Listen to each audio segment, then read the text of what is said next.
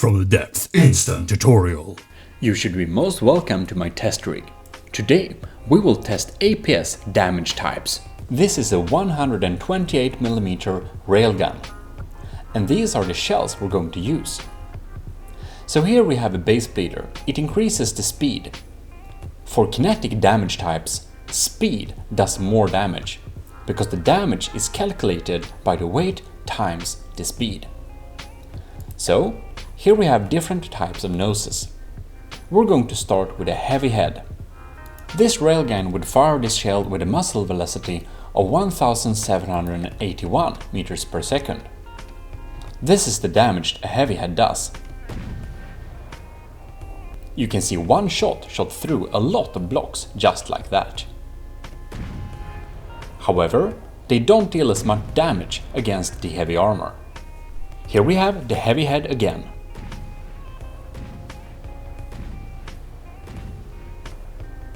Four shots and it's through.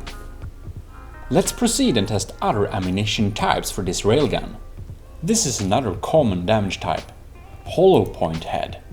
The hollow point head takes the kinetic damage from the solid warhead bodies, which is basically lead, and makes the damage flatten out and do impact damage instead. Let's fire. There you can see the damage is flattened out and the hole is bigger, but less blocks are destroyed in a straight line.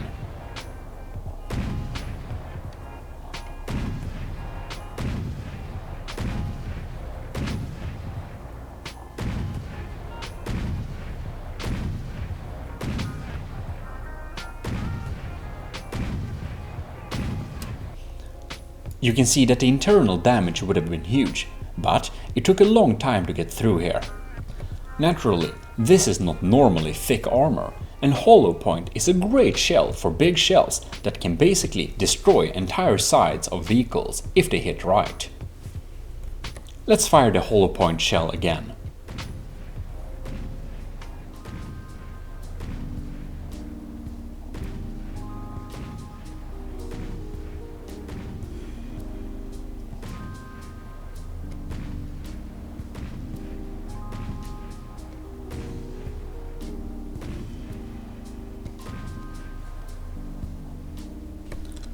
The heavy head was kind of the normal lead shot.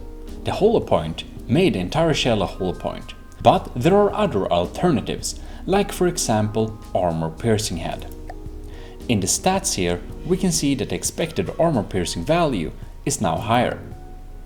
Here we can see expected kinetic damage is 9000 and armor pierce is 31 with the heavy head. If we just changed it to armor piercing cap, we got a lot less kinetic damage, only 5600, and expected armor piercing of 56. There is no armor piercing warhead body, but the solid warhead is just basically lead and they add to the armor piercing value as well. Let's fire the armor piercing round.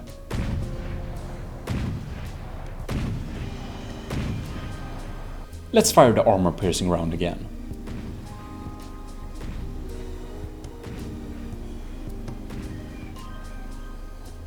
The exit hole isn't as big as the other one, but it got through in just a few shots, this thick slab. We're back at the shell here, and you can also see there is something called Sabot Head. The Sabot gives us even more armor piercing, and we can back him up by solid warhead body to get some kinetic damage.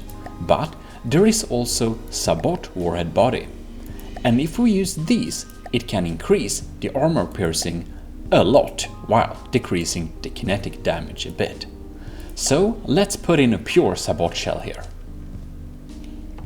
You can also see that the speed of the shell changes a little bit dependent on what type of warheads you have on. This is because the rail draw as well as other factors are different, like the head does also have a speed modifier. Let's fire the Sabot shell.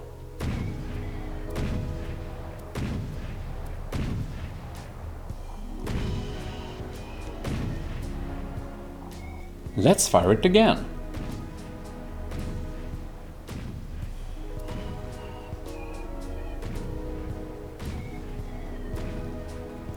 And as you can see, this deals a lot more damage against the heavy armor.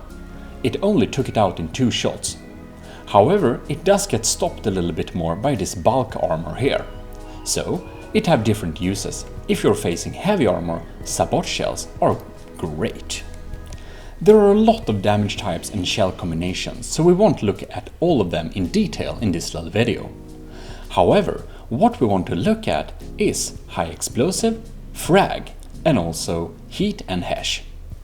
So, EMP damage is also great, but you can put that payload in missiles and crams and it does the same type of damage. It's an electric charge that creeps against the shell and destroys EMP susceptible components. Let's try a high explosive shell with only high explosive. Let's try this full high explosive shell.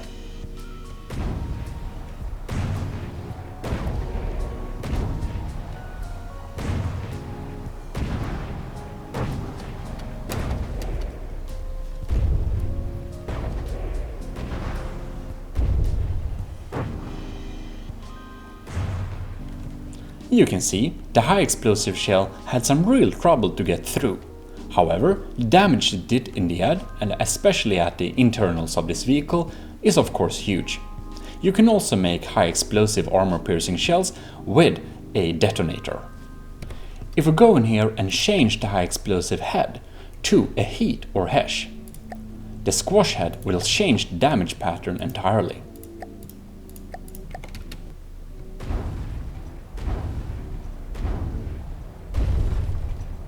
It creates an explosion at the outside of the armor, and it puts pellets inside of it, which can cause a lot of damage inside the vehicle.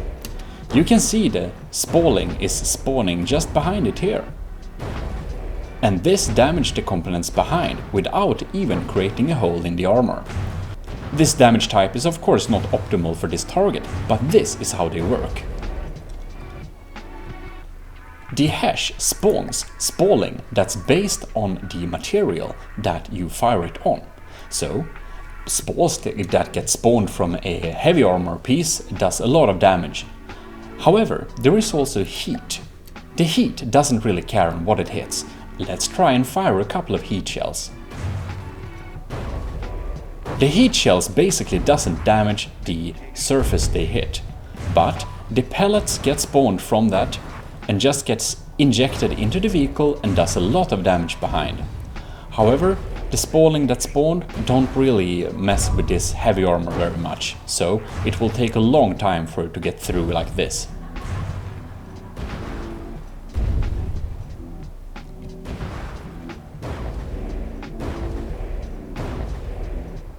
We also have damage like frag, so let's make a pure frag shell to just show you how it looks like. And remember that you can combine a lot of different shells and make your particular damage type and favorite shell. Let's fire some of these frag shells. And you can see the frags spread out and do a lot of damage, and the frag shell is a quite efficient shell. Frag, like high explosive, can do enormous internal damage. So we have heat, HESH, high explosive, frag, kinetics like heavy head, normal shot basically, armor piercing, pure sabot shells, and hollow points. And in this little video you have seen the different type of damage we can do. Also remember that if you combine high explosive and armor piercing, you definitely need some type of fuse onto it, otherwise it will just explode on impact and waste all that payload. The same is true for frag.